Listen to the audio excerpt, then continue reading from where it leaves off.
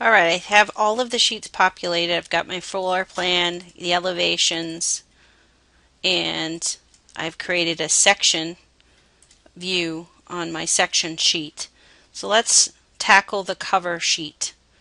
I don't really want to use just this 3D view because it's not very dynamic. Doesn't have a perspective. So I want to create a camera view. So I'll go to the first floor to do that.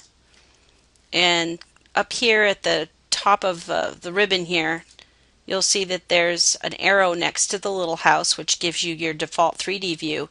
But if you click on the down arrow, you can pick camera from the list.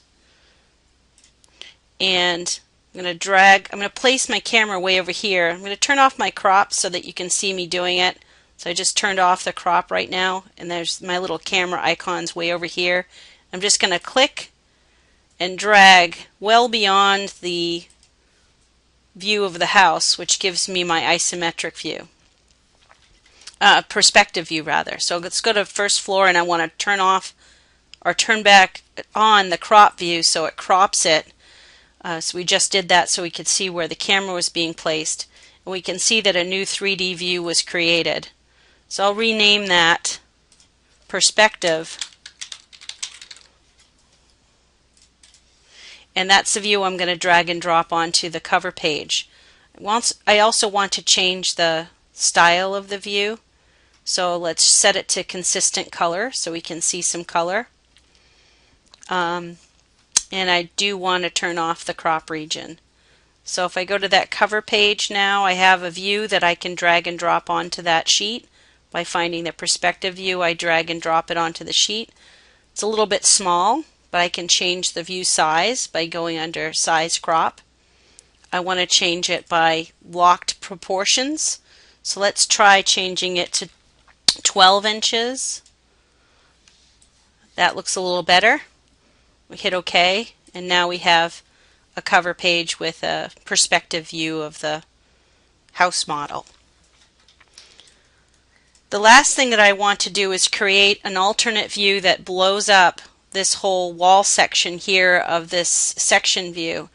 The section view is set to 1/4 of an inch equals a foot scale, which is really too tiny to be able to see what's going on construction wise, and the larger view is going to allow us to add some detail components, which will be some of the last few things that we add along with dimensions to the view. So in this section view, I'm going to go to the View tab and create a callout.